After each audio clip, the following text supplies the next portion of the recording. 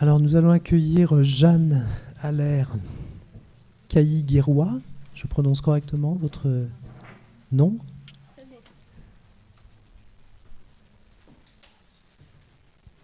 Donc, qui est rwandaise,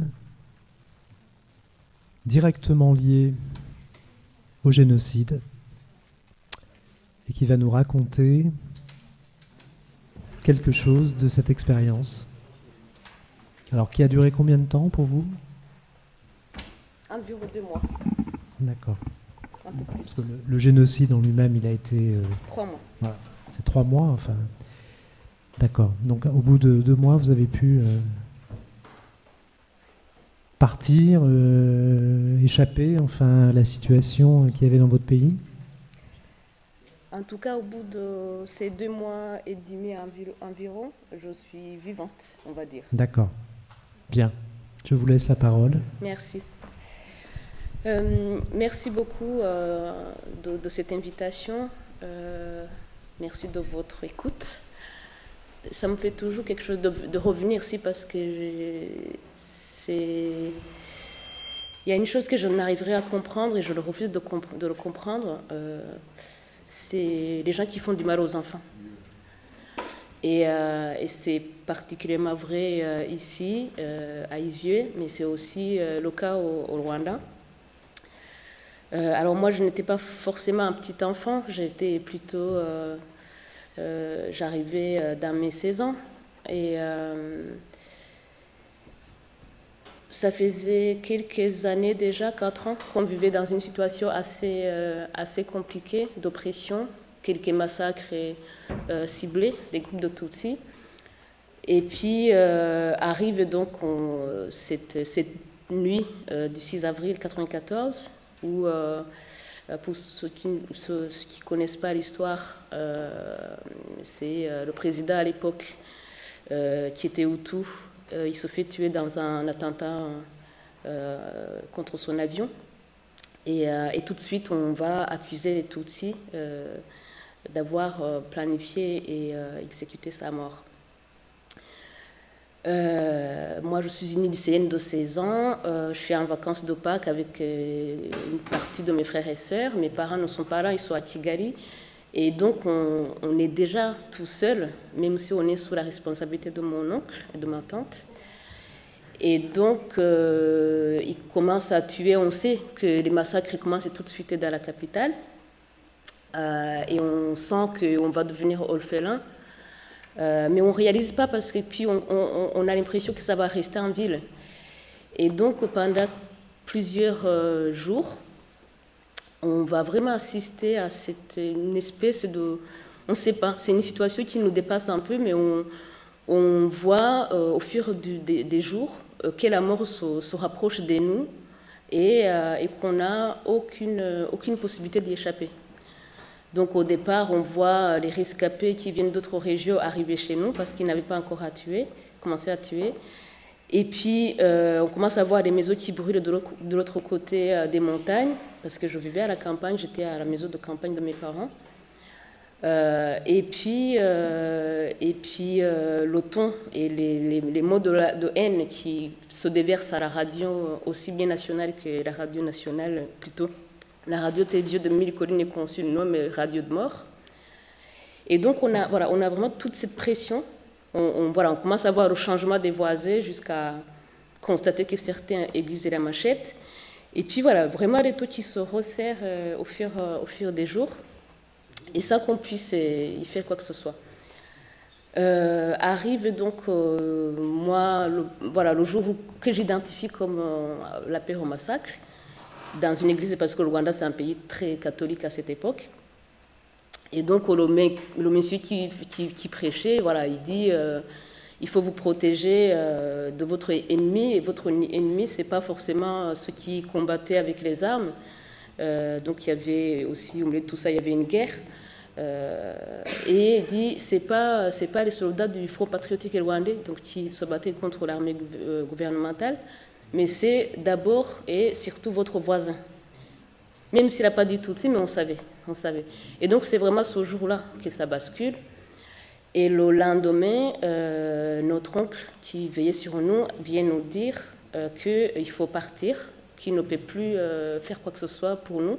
Et donc, on passe à l'étape où on était protégé et où l'adulte qui avait la responsabilité parentale sur nous, nous dit il faut partir, sans nous dire où aller, sans nous dire qu'on allait vivre, mais nous demander de partir pour échapper aux machettes et surtout échapper aux machettes des gens qui nous connaissent et qui allaient nous tuer. Mais voilà, et du coup on choisit d'aller dans une ville que je connaissais parce que j'étais au lycée là-bas.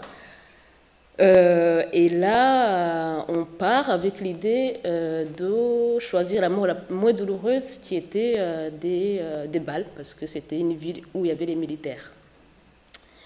Et donc, ça, c'est vraiment mon premier choc. Et je me rappelle dire, mais on va où? Ils ne pouvaient pas nous le dire. Donc, on part. J'essaie de faire le tri parce que si je vous raconte tout, vous serez ici demain. Et donc, on part. On croise les tueurs qui commencent à se regrouper, mais qui n'ont pas encore commencé à tuer, qui nous insultent et qui nous mettent la pression. Et on dit qu'on va au marché. On part sans rien du tout. On s'habille, on met plusieurs couches et on prend le chemin, on marche à pied. Je suis avec ma sœur et mon frère part avec un petit cousin pour ne pas qu'on remarque qu'on s'enfuit. Et donc nous, on a su qu'ils sont venus nous chercher, mais on n'était plus là dès le lendemain ou dans l'après-midi même, ils sont venus nous tuer et on était déjà partis. On arrive dans cette ville, on est accueilli dans une famille Tutsi qu'on connaissait. Et puis, on a une journée d'accalmie et le lendemain, les massacres commencent. Je ne pourrais pas rentrer en détail parce que c'est très long, mais ce que je peux vous dire, c'est avec ma sœur, j'ai eu beaucoup de chance de se cacher avec ma sœur. Donc pendant des semaines, on se cache partout. C'est le mois d'avril et c'est le mois le plus pluvieux du Rwanda. Il pleut toute la journée. Et en même temps, quand il pleut, c'est là où on a beaucoup de chance. Parce que quand il pleut trop, les tueurs, ils se mettent à l'abri. Et nous, on se dit qu'on a peut-être quelques heures de vie. Parce qu'en fait, vraiment, notre vie se comptait souvent en minutes. Et quand la nuit tombait, on se disait, tiens, c'est étonnant, on a peut-être la chance de passer la nuit. Donc c'était vraiment très très serré. Donc beaucoup de peur, beaucoup de moments où on est mort mais on ne meurt pas et on ne sait pas pourquoi. Se cacher dans des endroits assez indignes. Je ne sais pas si j'ai eu la faim tellement j'avais la pression. Et puis on avait cette famille qui se débrouillait pour nous amener à boire au moins, ou à manger quand elle pouvait. Et puis, vraiment, en fait, c'est ce matin, on parlait de ce moment où on a envie que ça s'arrête. Et la chance que j'ai eue, c'est avec ma sœur, c'est qu'on se soutenait quand il y en a une qui perdait espoir et qui voulait se rendre, parce qu'on se disait, de toute façon, mais qu'est-ce qu'on va faire à deux dans le monde? On pensait qu'on n'était que deux. Tout ce qui restait, on se disait, on va arrêter, on va se rendre. Et donc, il y en a toujours une qui disait, attends, on ira demain tellement on était fatigués. J'ai pas vu les gens qui tuaient directement, j'ai vu beaucoup de corps. J'ai vu les tueurs qui traînaient les corps. Mes pires souvenirs, c'est ce que j'entendais parce qu'on se cachait souvent très près des endroits où les tueurs passaient. Ils avaient beaucoup de sifflets, ils chantaient beaucoup de chants vraiment de tueurs. Et si on les exterminait, c'était très très difficile. Et puis il est arrivé qu'on se cache avec quelqu'un, parce qu'on a choisi deux cachettes différentes, mais qui sont à 1 mètre ou 2 mètres qui nous séparaient, la personne est découverte. Voilà, ces situations de tension où on ne comprend pas par quel miracle on ne meurt pas, en fait. Par des circonstances complètement absurdes, on se retrouvait dans un orphelinat. On y arrivait très difficilement, un orphelinat qui était tenu par des prêtres. Et là, quand je dis absurde, c'est parce qu'on s'est fait attaquer. Alors c'est une anecdote, mais pour moi qui est très fondamentale. On se fait attaquer dans une matinée par des fourmis rouges. Et les fourmis rouges au Rwanda, ça rigole pas. C'est pas des fourmis rouges d'ici. C'est comme si on vous piquait vraiment très très fort. À un moment donné, on dit mais on peut pas rester ici. Donc on enlève une couche d'habits qu'on avait, et donc on rampe dans la brousse. Et là, comme on ne pouvait même pas faire 50 mètres tellement il y avait des tueurs partout, on se planque dans un endroit mais qui ne nous cachait pas très bien. Et il y a des gamins de cet orphelinat qui descendent chercher je ne sais quoi dans la nature et qui nous voient et qui alertent l'éducateur qui les accompagnait. Et en fait, cet éducateur, il se trouvait que ce n'était pas un tueur, lui. Et il nous passe par derrière l'entrée, enfin, il nous fait passer de façon à ce qu'on rentre directement dans le domaine de l'orphelinat. Et on va demander refuge. Alors, on y arrive, pareil, c'est long, mais on y arrive par 2 étapes. D'abord, moi, parce que j'avais 16 ans, mais je ressemblais à un enfant qui avait 10 ans. Et ils accueillaient des enfants seulement de moins de 10 ans. Alors, au départ, le prêtre de remplacement que j'ai trouvé qui m'accueille, ce n'est pas celui qui était titulaire, parce que celui qui était titulaire, il était extraordinaire. Moi, j'ai la malchance d'arriver, il y avait celui qui ne l'était pas forcément, qui me dit qu'il faut partir, je refuse, il finit par plier, je reste, et ma sœur, elle est venue quelques jours après me rejoindre, mais ça a été long.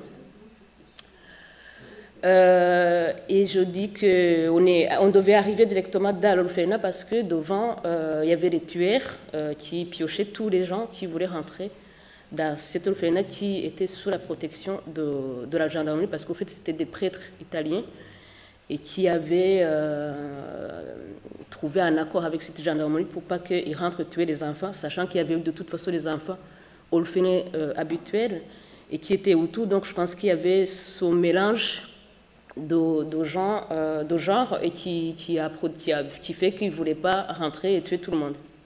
En tout cas, c'est mon interprétation. Dans cet orphelinat, quand on arrive, je devais absolument, avec d'autres adultes qui étaient là, rester totalement invisible parce qu'il ne fallait pas que les tueurs ou les militaires sachent qu'il y a des adultes à l'intérieur. Je disais tout à l'heure que la question des enfants me parle beaucoup parce que par principe, l'orphelinat donc accueille les moins de 10 ans, beaucoup de bébés au fait, blessés, sans médicaments. À un moment donné, il n'y avait plus qu'un repas par jour.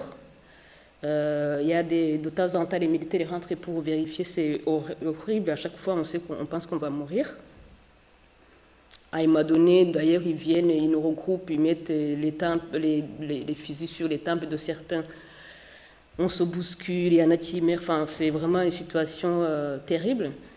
Ils ne nous tuent pas ce jour-là, de temps en temps ils reviennent, et le prêtre le paye. Donc c'est vraiment une situation d'horreur absolue. Mais moi, ce qui m'a bouleversée, c'est vraiment le sort des enfants, parce qu'il n'y avait pas assez à manger, il n'y avait pas assez de médicaments. Nous qui étions un peu adultes, on nous confiait des enfants. Donc, à 16 ans, j'étais une petite maman, et puis ce qui était terrible, c'est qu'à un moment donné, il y a eu une épidémie dont j'ignore le nom, et les petits enfants se sont mis à mourir. Et c'était terrible parce que des bébés mouraient et on vous donnait un autre. À un moment donné, il n'y avait plus de cercueil, il fallait les mettre dans les petits cartons. Enfin, vraiment tout ce qu'on... C'est pour ça que pour moi, enfin, un enfant, c'est sacré. On ne devrait pas, au fait. Les adultes, on peut chercher à comprendre, même s'il n'y a rien à comprendre. Quand on n'a rien fait, pourquoi on doit subir tout ça? Mais les enfants, pour avoir vu les enfants qui mouraient comme ça, c'est quelque chose qui m'a profondément marqué et que je refuserai toujours de le comprendre ou de l'excuser parce que c'est pas quelque chose de normal. Ce n'est pas quelque chose qui devrait exister de toutes les époques et en tout lieu, on devrait protéger des enfants. C'est pour ça que voilà, je fais le lien avec ce que je disais au début.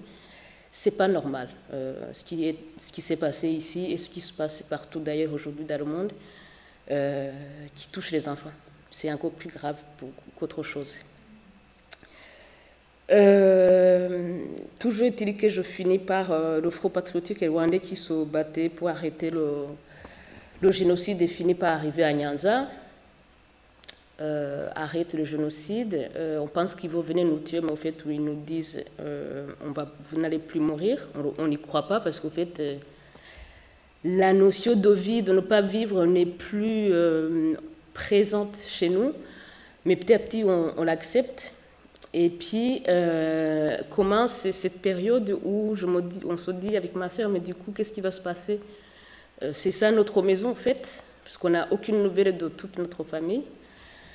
Et je me rappelle qu'on se mettait sur le chemin parce qu'il y avait les gens qui commençaient à venir chercher les enfants, les oncles, les tantes, les grands frères. Et nous, en plus, on se disait, mais il y a bien quelqu'un qui va venir nous chercher.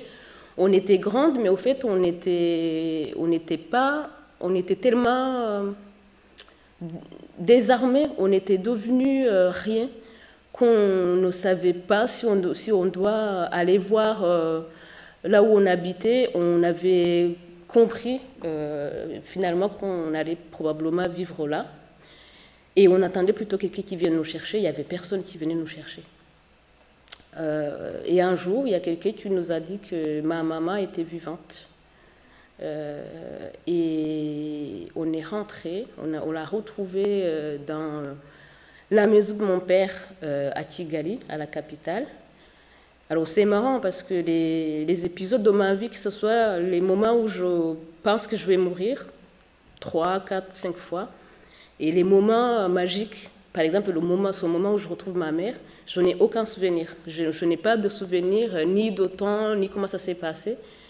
Je sais simplement qu'on arrive chez nous, je sais que la maison était complètement vide, que la seule chose qu'on a trouvée de toute notre vie, c'était des pyjamas de mon père. Donc pas de photos, rien. En fait, c'est ça qui est terrible, c'est que c'est de se retrouver avec rien. On se dit, mais qui suis-je, en fait? Parce qu'on n'a plus rien, on n'a pas de photos. On n'a plus de maison, parce que les maisons de Kigali, en tout cas les maisons de ville, elles étaient moins abattues parce qu'ils voulaient les garder parce qu'elles étaient globalement solides. Mais par contre, les maisons de campagne et globalement les maisons des Tutsis, pillaient, les vaches mangeaient et puis tout était effacé. Mais quand je dis effacé, soit brûlé, mais vraiment rien. Table rase. Et je me rappelle également de cette image que j'ai eue dans mon quartier parce que du coup, on avait... C'est comme si on avait 2 maisons. Ma campagne natale et papa travaillait à Kigali en rentrant les week-ends. Du coup, il y avait cette maison aussi où on avait l'habitude de venir. Donc, on avait aussi nos habitudes là. Et puis, j'arrive dans ce quartier que je connaissais bien. J'avais des copains. Je connais personne. Soit ils avaient été tués, soit ils avaient tué et avaient fui. Et plus étonnant, je me retrouve je vois dans les maisons où il y avait mes amis, je vois des gens que j'avais jamais vus. Vraiment comme si ce n'était pas chez moi. Plus troublant encore, il y avait des Tutsis qui étaient issus de l'immigration des massacres précédents, des précédents massacres plutôt, qui se réfugiaient dans les pays voisins et qui étaient du coup revenus après que le génocide soit arrêté et qu'ils avaient enfin le droit de revenir chez eux. Et du coup, certains avaient intégré ces maisons et il y en a qui ne parlaient pas Kinyarwanda, donc une autre langue. Donc je me suis retrouvée avec les voisins qui ne parlaient même pas ma langue. C'est pour vous dire à quel point on se sent mais complètement perdu, en fait, comme si on était dans un pays étranger. Et peut-être pour finir, parce que du coup je prends les bouts, je ne peux pas tout vous raconter. Et pour finir, je me rappelle également le jour où je suis revenue dans cette ville dans laquelle du coup je faisais mes études et où j'avais survécu, là où il y avait cet orphelinat, c'est donc cette ville du sud du pays qui s'appelle Nyanza, où je connaissais, c'était une ville où il y avait beaucoup de Tutsis et pareil, donc j'y retourne parce qu'il fallait se réinscrire dans les établissements dans lesquels on était quand les écoles réouvraient.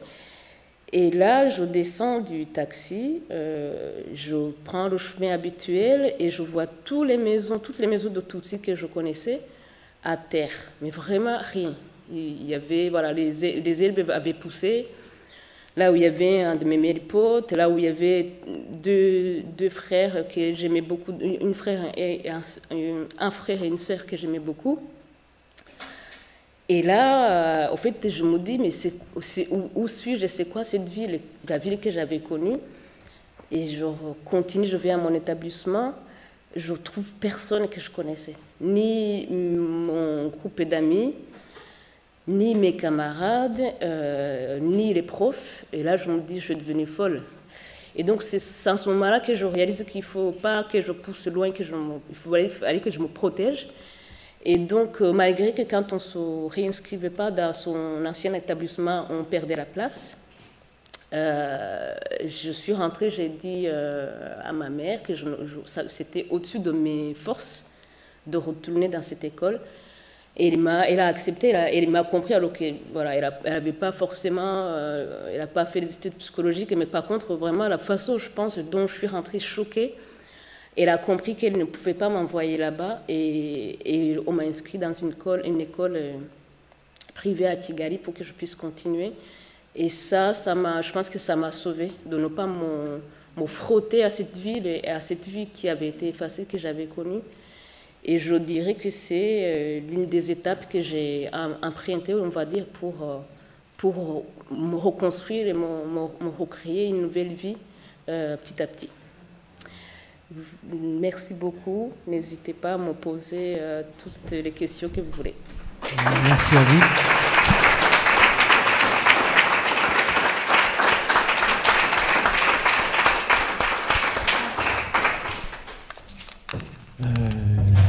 Je suis un petit peu soufflé par ce que je viens d'entendre. Donc, est-ce que quelqu'un dans la salle pourrait poser la première question à ma place? Christina?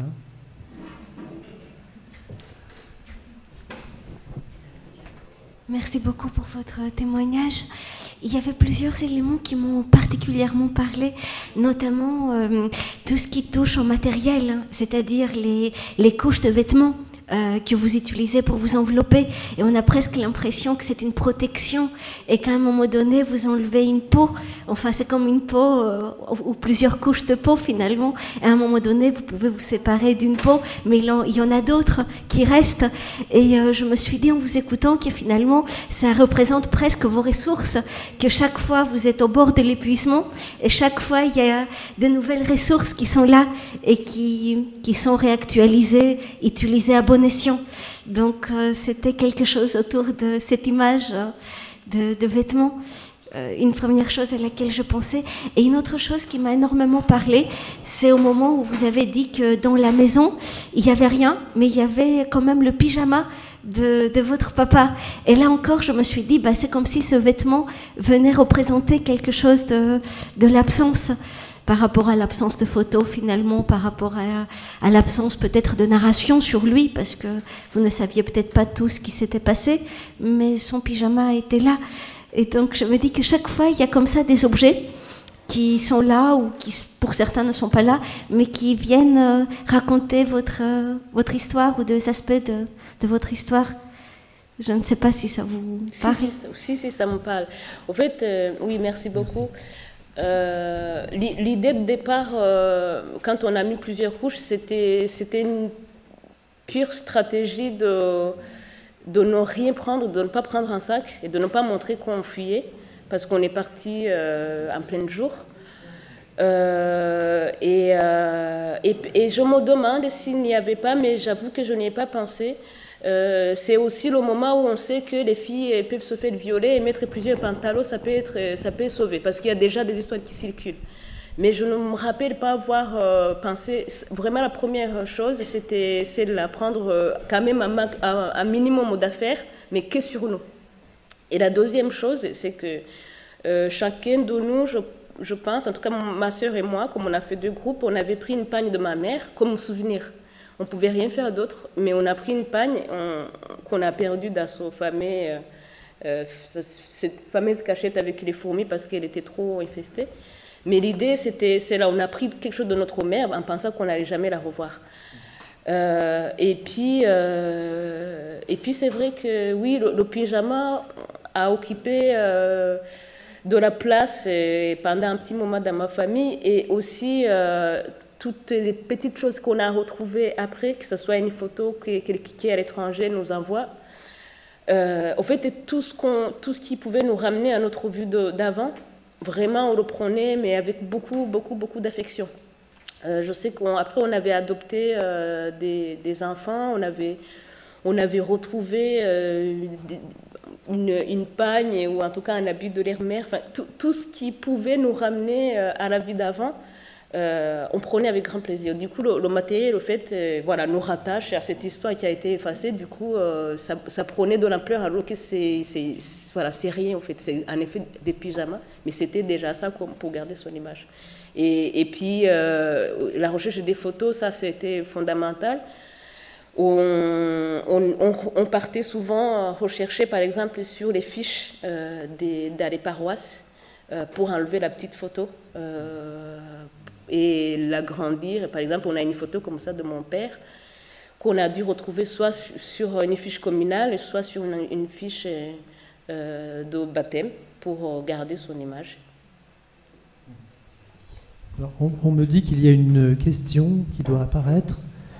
Le génocide a de lourdes conséquences aujourd'hui, je crois, avec de jeunes adultes en grande difficulté face à la parentalité et beaucoup d'enfants et d'adolescents qui sombrent dans la délinquance.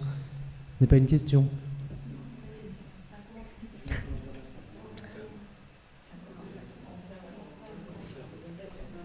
Est-ce exact? Premièrement. Je ne sais pas, mais après on aura pas mal de choses à y dire. On sait que, alors je ne suis pas statisticienne, je ne sais pas du tout si c'est vrai, mais on sait qu'il y a beaucoup de filles, par exemple, qui ont eu des difficultés à faire des enfants. En tout cas, il est dit que le taux est élevé parmi cette population.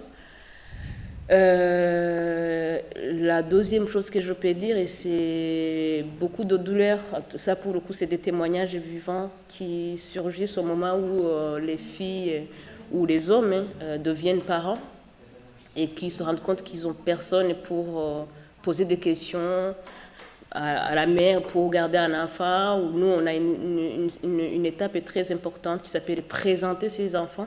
C'est une cérémonie, une fois qu'on a été mère, en tout cas pour les femmes, vos parents viennent vous récompenser, c'est comme ça que ça s'appelle, vous donnez les récompenses pour avoir des enfants, pour avoir fait un enfant, et vous devez aller présenter officiellement avec de la bière, etc. Et cette cérémonie, elle est fondamentale. Donc quand on n'a pas de parents, on ne peut pas faire, on ne peut rien faire.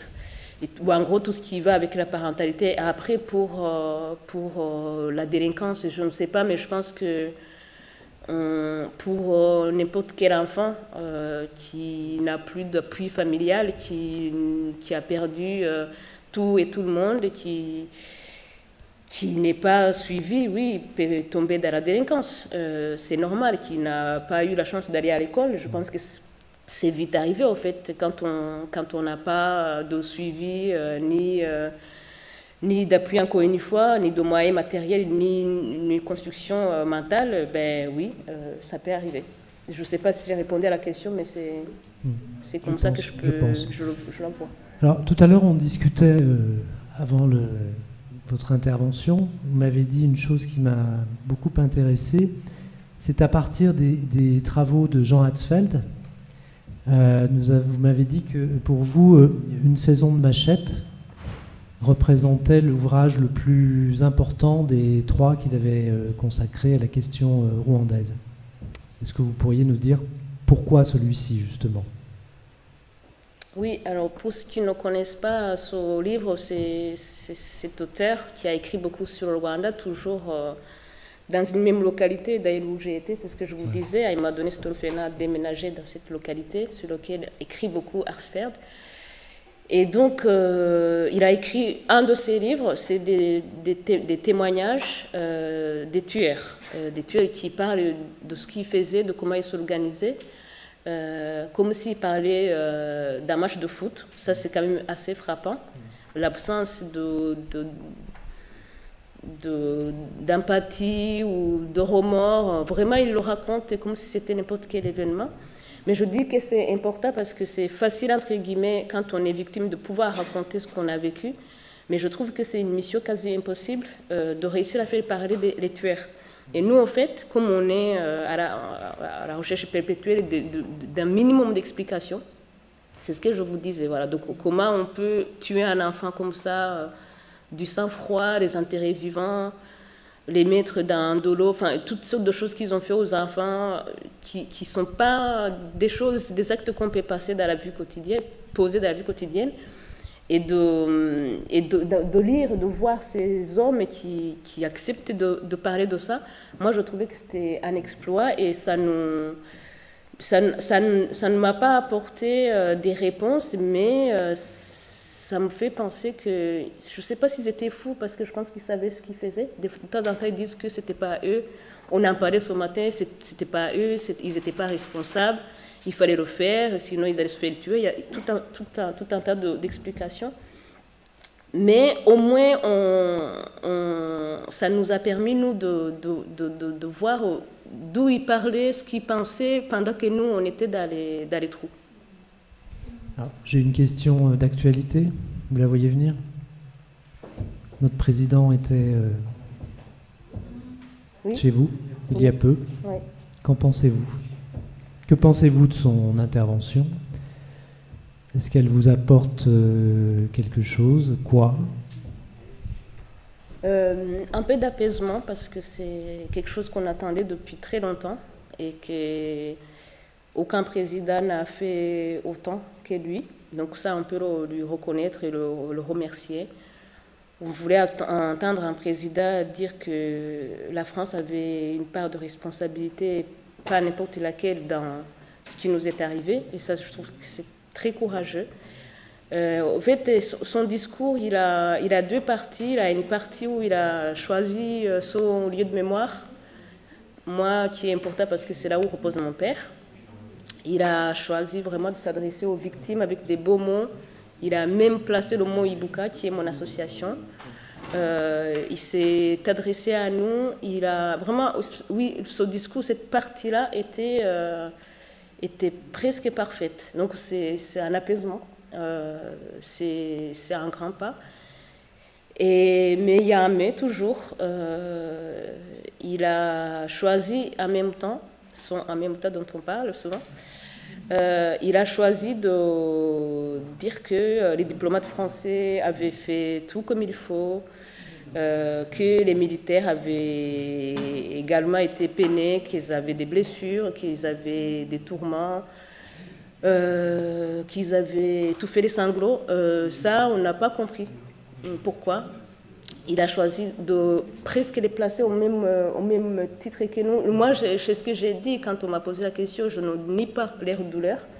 Mais par contre, je trouvais qu'il pouvait ne pas le mettre quasi au même niveau ce jour-là. Et puis après, voilà, l'autre chose qui restait, c'est qu'il nous a dit qu'il y avait des responsabilités accablantes, mais en face, on n'a toujours pas compris qui était responsable. En tout cas, pas dans sa bouche. Et après, nous, maintenant qu'on n'a plus rien à perdre, on a à gagner. Et ce qu'on demande, c'est qu'il y ait la justice, parce qu'il y a une centaine de génocidaires et pas des petits. En France, on veut qu'ils soient jugés. Et pour le moment, en 27 ans, il n'y a que 3 procès qui a eu lieu, ce qu'on ne trouve pas ça normal, parce qu'ils refusent de les extrader vers le Rwanda. Mais ils peuvent les juger. Pour le moment, on n'a que 3 procès. Et donc, on veut que ça soit fait avant qu'on en meure. Et ça, visiblement, il s'est engagé à le faire. Et c'est pour ça que c'est quand même un discours important pour nous, mine de rien, même si c'est pas... là où il est attendu. C'est là où on l'attend. Alors, je crois qu'il y a une dernière question. Ah, il y a concurrence de questions. Donc, je donne la parole à M. Védrine. Enchaîner sur... à partir de Macron, qui a dit une phrase très, très forte, à mon avis, que les génocides ne peuvent pas se comparer. Ils ont une histoire, une généalogie, ils sont uniques. Je crois que ça résume très bien la problématique. Mais je voulais revenir sur la reconstruction de la communauté rwandaise. La justice est passée, la justice internationale, le tribunal pénal pour le Rwanda, qui a fonctionné, c'est une chose, mais je voudrais que vous nous donniez des précisions sur cette forme de justice, un peu comme en Afrique du Sud. J'ai oublié le nom. Gacaca. Gacaca. Hein, c'est ça. Gacaca. Voilà. Comment ça s'est... Est-ce que ça a pu se dérouler au Rwanda? Dans quelles conditions? Et est-ce que ça a apporté des choses positives pour la reconstruction de la communauté? Oui, alors, ce qui est dit, c'est qu'ils ont adapté une ancienne méthode de règlement de conflit qui consistait à faire parler les gens qui avaient fauté. Et donc, ils ont adapté ça en demandant aux gens, aux génocidaires, au fait, qui avaient reconnu leurs crimes, du moins là où il n'y avait aucun doute. Ils les ramenaient sur les collines où ils avaient commis leurs forfaits. Et il fallait qu'ils avouent ce qu'ils ont fait, qu'ils disent où ils ont mis les corps, parce que ça, c'est un vrai problème. Il y a plein de gens qui n'ont pas retrouvé les corps. Aujourd'hui, on découvre encore des corps parce qu'il y a des travaux, etc. On tombe sur un charnier. Et ils devaient demander pardon. Alors, le pardon qui était très étrange parce que c'était l'une des conditions. Donc, reconnaître, dire là où sont les corps et demander pardon. Et ces gens-là, ils obtenaient une réduction de peine. Et pendant ces procès, du coup, il y a eu plus d'1 million de procès comme ça. Alors, il y avait les catégories, ce n'étaient pas les catégories de planificateurs, ni de grands organisateurs, ni des viols, mais c'était les exécutants, les pillards, etc. Et quand même les gens qui avaient vraiment commis... Voilà, il y a des gens qui ont tué 100 personnes avec une seule main. Donc il y avait quand même des gens qui... Mais parce qu'ils étaient dans la catégorie d'exécutants, ils pouvaient faire partie de ces procès populaires, comme on appelait ça. Et ça, au fait, moi, j'ai assisté une fois, donc je ne pourrais pas parler généralement, mais ce qui est dit, c'est que ça a permis aux gens de se retrouver un tout petit peu, parce qu'il y avait, au fait, il y avait pas de juges. Les juges, c'était des gens du village aussi qui avaient été un tout petit peu formés, qui étaient, après avoir vérifié qu'ils n'ont pas tué, ils pouvaient être Tutsi ou Hutu. De toute façon, ils avaient supprimé, les ethnies ont été supprimées au Rwanda, mais quand même, il fallait vérifier qu'ils n'ont pas tué. Et les tueurs, ils venaient, ils racontaient, ils s'accusaient, ils disaient que c'était un tel. Et du coup, il y avait aussi des nouveaux génocidaires qui étaient accusés. Et puis, les victimes qui pouvaient poser les questions. Mais c'était très violent. C'est un peu comme dans le livre d'Arsfeld. Il parlait, encore une fois, pour moi, à chaque fois, c'est l'image qui me vient. Il disait, oui, on est arrivé, et puis on a pris l'enfant qui a voulu courir. Au fait, c'est Augustin qui l'a pris. Mais non, il y avait Antoine aussi, et puis il a coupé la jambe. C'était effrayant, la façon dont ça se passait. Parce qu'il racontait vraiment comme si c'était n'importe quel autre événement, mais ça pouvait vraiment être aussi un événement heureux. Mais pour les victimes, ça donnait un peu les nouvelles de comment leurs familles ont été tuées, même si c'était déchirant, mais ça a permis de... Voilà, déjà, ils se regardaient un peu, ils se reparlaient un peu. Et puis il y avait ceux qui sortaient de prison avec des travaux d'intérêt général. Et donc, ça a fait un début de quelque chose qui a beaucoup aidé dans la reconnexion entre les gens. Et comme c'était à chaque fois sur la colline où c'était passé, ça remettait un peu de lien, si je peux dire, mais c'est très dur. C'est très dur. Mais c'était le début de quelque chose. Alors je vais lire la dernière question. Avez-vous pu en parler avec votre mère? Y a-t-il des transmissions actuelles de ce génocide sur place et y a-t-il un accompagnement? Alors ma mère, comme l'a vécu aussi, du coup, oui. Ma mère, elle avait déjà vécu des massacres précédents, des années 60. Ça, elle ne nous en parlait pas du tout. On savait qu'il s'était passé des choses, mais elle en parlait très peu. Et puis là, au fait, nous, ce qui nous a sauvés, c'est que, contrairement au peu de choses que je connais sur la Shoah, nous, il y a eu un petit, comment dire, un petit moment de regroupement. Par exemple, nous, comme on avait notre maison qui n'était pas à terre, on a accueilli tous les gens de notre famille qui avaient survécu. Donc, il y avait des tantes, des cousins, des amis qu'on ramassait dans la rue. Et il m'a donné, dans une maison de 4 chambres, on était une vingtaine. Mais ce n'était pas un problème. On mangeait pas beaucoup parce qu'il n'y avait pas grand-chose à manger. On faisait comme on pouvait, on dormait un peu partout. Il n'y avait pas d'activité, il n'y avait pas de transport, il n'y avait pas d'école encore, il n'y avait rien. Et donc, en fait, on passait toute la journée à parler. Pour moi, c'est ça qui nous a sauvés. Et comme on parlait qu'entre rescapés, on se croyait mutuellement, je vais dire. Et quand on récupérait une autre personne, on se remettait on disait, mais allô, toi, ça s'est passé comment? Et on se remettait à parler. Donc, on a fait des thérapies de groupe comme ça pendant, je pense, il y a beaucoup de gens qui ont fait ça, sans le savoir. Et donc, Mamie, comme n'importe qui, parlait avec nous, parlait et racontait aussi ce qui était arrivé. Nous aussi, on lui racontait. Et après, donc, beaucoup de transmissions, oui, dans les écoles, y compris ici, mais aussi dans la famille, c'est organisé. Il y a beaucoup de musées. Partout, tout le pays, c'est plein de petits mémoriaux. Et des grands. Il y a un grand mémorial à Kigali, mais dans chaque grande région, en fait, il y a des mémoriaux. Et puis, accompagnement, c'est ce que je disais tout à l'heure. J'ai l'impression qu'au départ, ce n'était pas quelque chose qui était automatique, l'accompagnement psychologique. Ça a commencé notamment pendant ces procès, où les rescapés sortaient des procès des tribunaux populaires complètement effondrés. Donc, il y a eu des accompagnements pour ne pas qu'ils deviennent fous. Et puis, petit à petit, je pense que oui, la question psychologique a été intégrée, mais c'est pas très spontané. Moi, par exemple, je devais parler pour moi, je ne me suis jamais fait accompagner. Peut-être qu'il faudra que je le fasse un jour.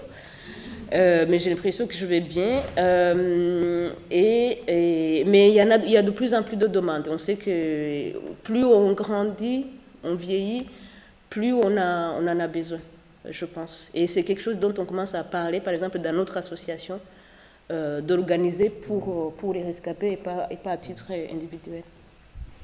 Je vais vous libérer. Merci beaucoup, Jeanne. Merci pour ce encore. témoignage magnifique.